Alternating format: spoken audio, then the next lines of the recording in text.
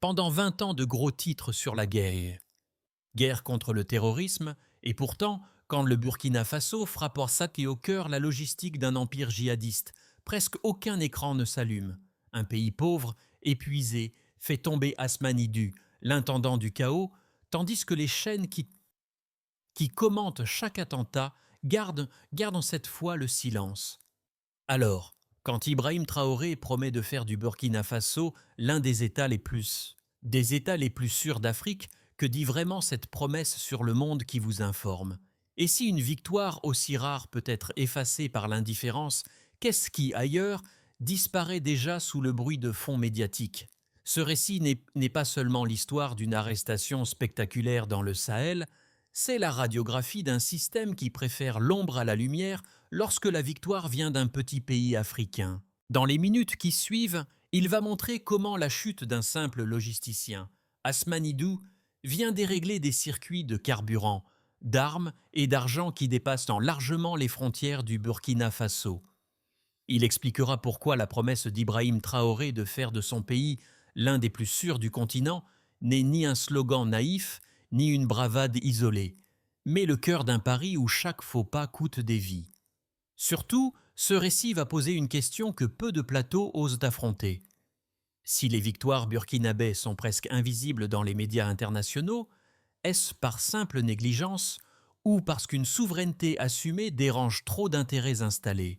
À travers cette histoire, vous pourrez mesurer non seulement ce qui se joue sur les pistes poussiéreuses du Sahel, mais aussi ce que révèle ce silence sur la manière dont le reste du monde hiérarchise les vies, les combats et les droits à la sécurité. La première révélation, c'est l'ampleur du décalage entre l'événement et le traitement médiatique. Plus de 2 millions de Burkinabés déracinés, un maillon central de l'appareil logistique djihadiste neutralisé, et pourtant presque aucun bandeau à l'air.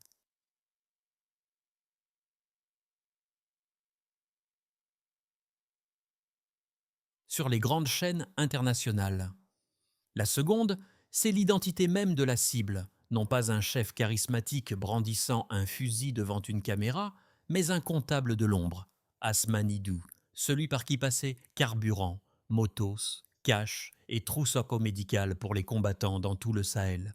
Pour remonter jusqu'à lui, les services burkinabés ne se sont pas appuyés sur des images spectaculaires, mais sur des traces prosaïques. Tickets de carburant, factures répétitives, dépôts anonymes observés autour de Djibo, cette ville où les embuscades semblent plus fréquentes que les couchers de soleil paisibles. En alignant les dates, les montants et les plaques d'immatriculation, les analystes découvrent qu'un même fournisseur revient sans cesse, qu'un même réseau de transporteurs se retrouve mentionné sur des trajets qui relient discrètement Mali, Niger et Côte d'Ivoire. Derrière ces documents en apparence banals se dessine une carte beaucoup plus vaste. Des sociétés écrans hébergées dans des capitales européennes, des signatures pendant trop soignées pour des groupes censés survivre dans le bush, des flux financiers qui serpentent jusqu'à Dubaï ou Marseille. Le logisticien du désert devient soudain le point de rencontre entre la guerre la plus sale et une économie mondialisée qui prétend ne rien voir. C'est cette jonction que l'arrestation d'Asmanidou vient fissurer, en obligeant certains intermédiaires jusque-là tranquilles à se justifier ou à disparaître. Pour Ibrahim Traoré, qui répète que la sécurité nationale passe par la maîtrise des réseaux autant que des frontières, cette opération offre une preuve concrète. En attaquant l'intendance plutôt que la vitrine, un pays comme le Burkina Faso peut, au moins un temps, enrayer la mécanique de la terreur. Mais elle révèle dans le même mouvement à quel point cette mécanique est imbriquée dans des intérêts lointains, là où une manchette de journal de plus ou de moins peut valoir des millions. Pour prendre la mesure de cette rupture, il faut suivre deux trajectoires, qui ne se croiseront peut-être jamais, celle d'un soldat de brousse et celle d'un villageois ordinaire. Le premier a passé des semaines à dormir dans la poussière autour de Djibo, casque posé à portée de main, radio collée à l'oreille, à guetter le bruit d'une moto ou d'un camion dans le vent du soir. Pour lui, la capture d'Asmanidou ne se traduit pas par un graphique, mais par une différence très simple, la probabilité, même fragile, que sa patrouille du lendemain revienne au complet. Le second tient une petite échoppe sur une route secondaire, entre un marché qui se vide trop tôt et un poste de contrôle improvisé. Depuis des mois, il a vu les convois disparaître, les prix grimper, les conversations se réduire à des rumeurs d'attaque ou de trahison. Quand la nouvelle de l'arrestation circule, par une radio locale ou un message sur un vieux téléphone, il ne pense ni à Dubaï ni à Marseille. Il pense à un trajet d'approvisionnement qui redeviendra peut-être possible, à l'idée que ses enfants pourraient retourner à l'école sans passer par un chemin que tout le monde dit miné. Dans un camp plus au nord, un jeune officier raconte à demi-voix que, pour la première fois depuis longtemps, certains ravitaillements ennemis semblent en retard, que des embuscades paraissent moins coordonnées. Ce ne sont pas des preuves définitives, ce sont des indices. Mais ils modifient déjà une chose essentielle, la perception que soldats et civils ont de leur capacité à infléchir le cours de la guerre. En creux, une question demeure. Que vaut une victoire lorsque ceux qui la vivent ne peuvent presque pas la raconter eux-mêmes? La séquence qui suit l'arrestation d'Asmani-Du ressemble d'abord à un redémarrage hésitant, comme si la machine de guerre adverse avait brièvement calé. Les patrouilles burkinabées notent moins de mouvements de moto la nuit, les interceptions radio se font plus rares, certaines routes autrefois évitées sont testées à nouveau. L'activation de ce moment se lit dans des détails minuscules. Un convoi qui atteint enfin sa destination. Un village où l'on ose rallonger l'ouverture du marché une nuit passée sans entendre d'explosion au loin. Pendant quelques jours, l'idée s'installe que la logistique ennemie a vraiment été frappée au cœur. Puis vient le basculement, la phase de haute intensité. Les groupes liés à GNIM ne tardent pas à répondre et leur message est presque théâtral. Des convois sont pris pour cible sur des tronçons étroits que les soldats pensaient connaître par cœur. Des drones bourdonnent au-dessus des broussailles, guidant des colonnes de motos qui surgissent de liste de pistes secondaires. Les attaques ne se limitent plus aux positions avancées. Elles visent des routes d'approvisionnement, des villages supposés coopérer avec l'armée, des lieux de passage obligés. Chaque embuscade semble dire la même phrase. Vous avez capturé un homme, pas le silence qui protégeait son empire. Sur le moment, des unités lisent ces coups comme une multiplication soudaine de la menace. En réalité, quelque chose de plus subtil est en cours. Pour réaffirmer leur présence, les groupes armés concentrent leurs moyens, brûlent du carburant, exposent davantage leurs messagers. Ils cherchent à transformer une faiblesse logistique en démonstration de force, quitte à en payer le prix plus tard. Mais cette stratégie a un effet immédiat sur le moral. Pour les soldats, chaque déplacement recommence à ressembler à un pari, chaque arrêt prolongé à une invitation à l'embuscade.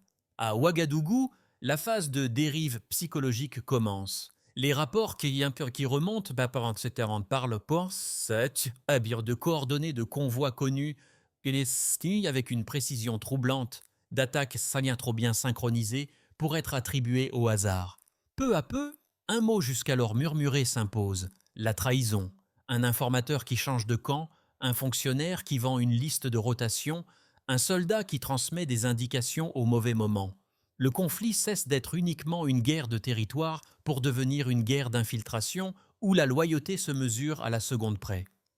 C'est dans ce contexte qu'Ibrahim Traoré choisit de parler non pas depuis un palais, mais depuis une base avancée, entourée de soldats. Sa promesse de faire du Burkina Faso l'un des pays les plus sûrs d'Afrique est alors réévaluée par ceux qui l'écoutent.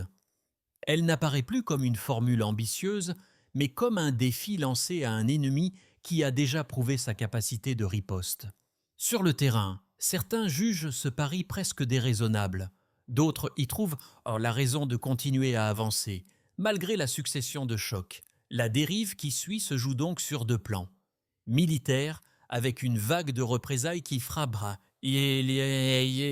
convois, marchés et gares routières pour rappeler que la terreur peut se déplacer vers les cibles les plus vulnérables. Psychologique, avec cette impression que chaque victoire visible appelle une punition immédiate, conçue pour être perçue par le plus grand nombre. C'est cette boucle activation, haute vague puis retombée brutale, que le Burkina Faso doit contenir s'il veut transformer un coup porté à la logistique ennemie en tournant durable de la guerre. Pour saisir l'ampleur du basculement, il faut regarder ce que les chiffres, même incomplets, laissent entrevoir. Avant l'arrivée d'Ibrahim Traoré au pouvoir, plus de 2 millions de Burkinabés avaient déjà été contraints de quitter leur foyer, transformant des pans entiers du territoire en archipels de camps et de villages vidés. Ce point de départ se mesure aussi au rythme des attaques recensées chaque semaine dans le Sahel, aux colonnes entières de rapports signalant embuscades, enlèvements, routes devenues impraticables. Dans ce paysage, l'arrestation d'un logisticien comme Asmani Du aurait pu n'être qu'une note de bas de page. Elle devient pourtant un repère, parce qu'elle touche à la colonne vertébrale de cette violence. Après le coup de filet, les services de renseignement observent une première variation, modeste mais significative. Certains dépôts de carburant et de carburant utilisés par les groupes armés sont démantelés. D'autres doivent être déplacés en urgence. Des itinéraires qui permettaient de relier discrètement Mali, Niger, Côte d'Ivoire et Burkina Faso deviennent plus risqués. Les convois clandestins mettent plus de temps à atteindre leur destination, changent plusieurs fois de véhicules, se fragmentent. Ce changement ne se résume pas à une baisse nette du nombre d'attaques, mais il se lie dans leur organisation. Opérations moins coordonnées, difficulté à maintenir la même intensité sur plusieurs zones en même temps. Le delta ne se situe pas encore sur les cartes diffusées et à la télévision. Il se loge dans les transmissions brouillées, dans les plaintes captées quand des chefs locaux évoquent le manque de carburant ou de pièces détachées. Un deuxième indicateur concerne la réappropriation progressive de certaines portions du territoire par l'État. Dans des régions où l'administration avait disparu, on voit réapparaître, même ponctuellement, des convois officiels, des équipes d'enseignants ou de soignants. Là où, auparavant, aucune présence régulière n'était possible, des fenêtres de quelques jours s'ouvrent pour eux. S'ouvrent pour rouvrir une école, vacciner des enfants déplacés, réparer une route essentielle au marché. Ces opérations restent fragiles, menacées par la moindre alerte, mais elles marquent une différence qualitative. On ne se contente plus de tenir quelques villes, on tente de reconnecter des zones fragmentées. Entre le avant, où l'on fuyait presque sans retour, et l'après, où certains mouvements de retour sont au moins envisagés, se dessine une ligne de fracture difficile à chiffrer mais palpable. Enfin, un troisième bloc de données se lie dans les décisions économiques et politiques, souvent critiquées mais révélatrices. La fermeture de bases étrangères, la renégociation d'accords de coopération, la mise en avant de l'alliance AES ont un coût mesurable. Hausse des prix du carburant, tensions sur les importations, budget d'aide revu à la baisse. Pourtant, au lieu d'un effondrement immédiat du soutien intérieur, les témoignages qui remontent des marchés et des camps décrivent une forme de résilience collective. Des commerçants acceptent des marges plus faibles, des habitants organisent des collectes pour entretenir les routes empruntées par les convois militaires, des enseignants improvisent des cours sous des tentes. Le passage d'un modèle centré sur l'assistance extérieure à une logique de souveraineté assumée ne se traduit pas encore par une courbe rassurante, mais par un autre type de delta. Une société qui, malgré la fatigue, choisit pour l'instant de maintenir le pari d'un Burkina Faso plus maître de son destin sécuritaire. Reconstruire ce pari exige de prendre au sérieux les critiques adressées à la ligne défendue par Ibrahim Traoré, plutôt que de les balayer d'un revers de main. Le premier argument soutient qu'en rompant avec certains partenaires occidentaux, en fermant des bases et en misant sur l'alliance AES, le Burkina Faso se serait isolé au pire moment. Moins d'aide, moins de financement, moins de soutien diplomatique. Dans cette lecture, la souveraineté affirmée se paie d'une armée plus vite épuisée que ses ennemis et d'une population prise en étau entre la guerre et la cherté de la vie. Le second argument met en garde contre un nationalisme de façade. Selon ses défenseurs, la rhétorique de la dignité et de l'indépendance masquerait des réalités plus anciennes.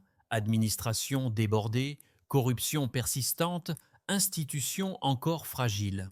Ils redoutent qu'en se présentant comme rempart de tout un continent, le pouvoir burkinabé ne se piège dans une posture où admettre une erreur devient presque impossible, même lorsque la situation sur le terrain l'exigerait. Dans ce cadre, la promesse de faire du pays l'un des plus sûrs d'Afrique serait moins une trajectoire réaliste qu'un slogan destiné à canaliser la colère. Ces deux critiques, c'est les dire, reposent sur des inquiétudes réelles, mais elles se heurtent à un constat que les opposants doivent aussi regarder en face. Le statu quo antérieur n'a pas empêché la progression de la violence ni l'exode massif de population. Les années de partenariat sécuritaire n'ont pas donné aux villages du Sahel le sentiment d'être protégés. Elles ont souvent laissé l'image d'opérations ponctuelles combinées à une dépendance durable. C'est cette expérience qui explique pourquoi, malgré le coût économique, une partie importante de la population accepte de payer le prix d'une ligne plus autonome. De plus, l'alliance AES n'est pas seulement un slogan géopolitique. Sur le terrain, elle se traduit par des patrouilles coordonnées, un partage plus fluide du renseignement, des messages communs diffusés sur des radios locales pour contrer la propagande djihadiste. La menace ignore les frontières. La vraie question n'est donc pas de savoir si ce choix est sans danger, mais s'il offre plus de chances de rompre un cycle d'échecs que la continuité des anciennes recettes. À ce stade du récit, quelque chose change de nature dans la guerre que mène le Burkina Faso. Jusqu'ici, le conflit semblait osciller entre avancées tactiques et représailles sanglantes. Désormais, la bataille du récit s'impose comme un front à part entière. Les attaques de Ziania, Nîmes ne cherchent plus seulement à contrôler des carrefours ou des pistes. Elles visent aussi à convaincre les habitants que toute tentative de reconquête est vouée à l'échec, que l'arrestation d'Asmanidou ne fut qu'un sursaut sans lendemain. Ce milieu de parti se joue autant dans les villages que dans les studios à l'étranger. Sur le terrain, chaque marché rouvert, chaque classe improvisée sous une tente contredit le message de la terreur qui martèle que rien ne peut s'améliorer. À l'international, le silence relatif des grands médias entretient l'idée d'un Burkina Faso perdu dans un chaos indistinct. C'est là qu'intervient l'autre dimension du pari d'Ibrahim Traoré, non seulement tenir militairement, mais empêcher que le pays soit défini uniquement par les images de ruines et de colonnes de déplacés. À partir de ce point, chaque victoire, même modeste, devient un acte de résistance contre deux adversaires imbriqués, les groupes armés qui tuent Natsiu et l'indifférence qui efface. Les conséquences de cette guerre discrète se lisent différemment selon que l'on soit habitant du Burkina Faso, entrepreneur local, responsable public ou voisin régional. Pour les familles des zones rurales, la première réalité reste la peur, mais elle se nuance. Dans certains villages, les mères qui avaient renoncé à envoyer leurs enfants à l'école recommencent à envisager le trajet, à condition qu'un convoi militaire ait été aperçu récemment. Ailleurs, les marchés reprennent, mais avec des horaires réduits, comme si chaque journée devait se plier au calendrier présumé des risques. Quand les nouvelles de la capture d'Asmanidou circulent, elles nourrissent à tété l'idée qu'un réseau peut être brisé, sans dissiper l'anxiété d'une riposte. Pour ceux qui tentent de faire vivre une activité économique, commerçants ou petits transporteurs, la situation ressemble à un équilibre instable. Les fermetures de bases étrangères et la réécriture des accords de coopération ont renchéri le coût du carburant et des importations. Pourtant, beaucoup continuent à s'organiser pour soutenir l'effort de guerre, marges réduites, contributions pour réparer des routes utilisées par les convois, initiatives locales pour sécuriser des axes essentiels aux échanges. La promesse d'Ibrahim Traoré de faire du Burkina Faso un pays plus sûr se traduit dans ce milieu par une question très concrète. Pourra-t-on, dans quelques mois, transporter des marchandises sans transformer chaque voyage en pari sur la vie ?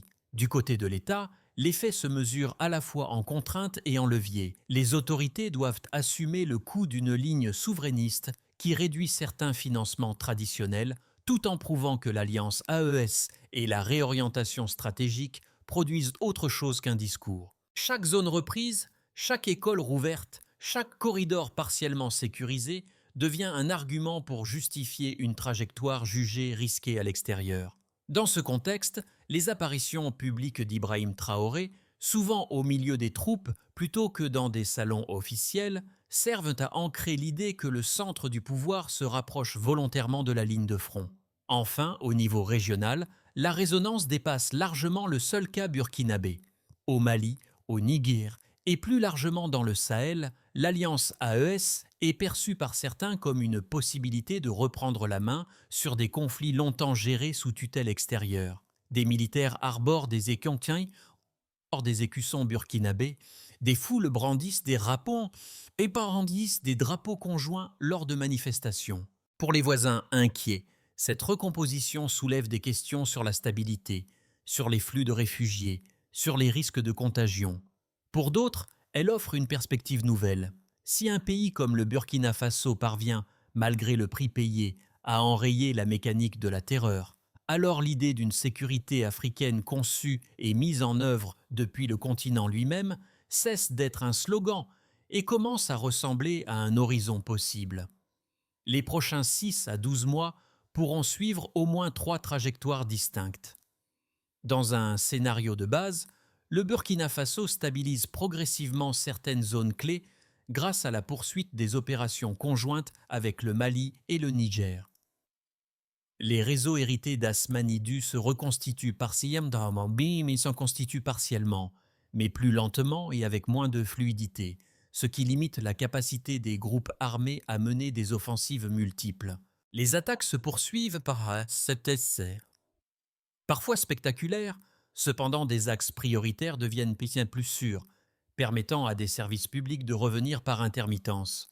La promesse d'Ibrahim Traoré ne serait pas accomplie, mais elle cesserait d'apparaître comme un pari impossible. Dans un scénario optimiste, les effets combinés de la pression militaire, de la coordination AES et d'une meilleure gestion interne finissent par créer une dynamique vertueuse. Des villages reprennent durablement vie, des enseignants restent en poste plus longtemps, des déplacés commencent à rentrer de façon organisée vers certaines localités. Sur le plan international, quelques acteurs finissent par reconnaître que la ligne souverainiste n'a pas mené au chaos annoncé, ce qui ouvre la voie à des partenariats plus équilibrés. Le pays n'était pas encore l'un des plus sûrs d'Afrique, mais il devient un cas d'école d'une sécurité construite en dehors des modèles dominants. Le scénario le plus sombre, lui, verrait les représailles s'intensifier, les infiltrations au sein des institutions se multiplier et l'économie ployée sous le poids cumulé des sanctions, de la guerre et de la hausse, c'est-à-dire des prix. Dans cette configuration, des zones entières pourraient redevenir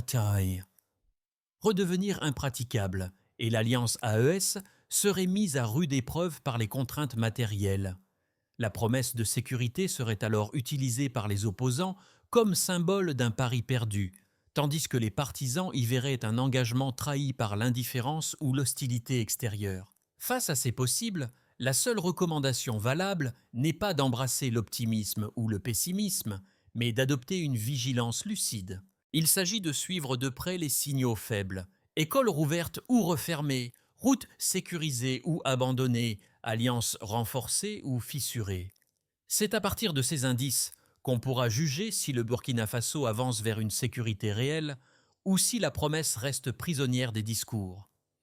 Pour comprendre pourquoi cette guerre lointaine devrait parler à un public étranger, il suffit de tendre l'oreille aux échos de l'histoire récente. Dans les années 60, de jeunes Américains ont combattu dans les jungles du Vietnam une guerre qu'ils pouvaient parfois gagner sur le terrain, mais perdre dans les images et les récits. Diffusés au pays. Beaucoup sont revenus non pas accueillis en héros, mais accueillis par des doutes et des polémiques. Leur courage a été filtré par des écrans où la complexité se résumait en slogans. Aujourd'hui, des soldats burkinabés avancent non pas dans la végétation dense, mais dans la poussière du Sahel. Pourtant, la question qui les hante se rapproche de celle de leurs prédécesseurs américains. Est-ce que ce que nous faisons compte vraiment si personne ne le raconte correctement? Pour certains vétérans, patriotes ou simples citoyens qui connaissent la sensation d'être compris de travers par ceux qui commentent la guerre intense et commentent la guerre de loin, le combat du Burkina Faso réveille une familiarité troublante.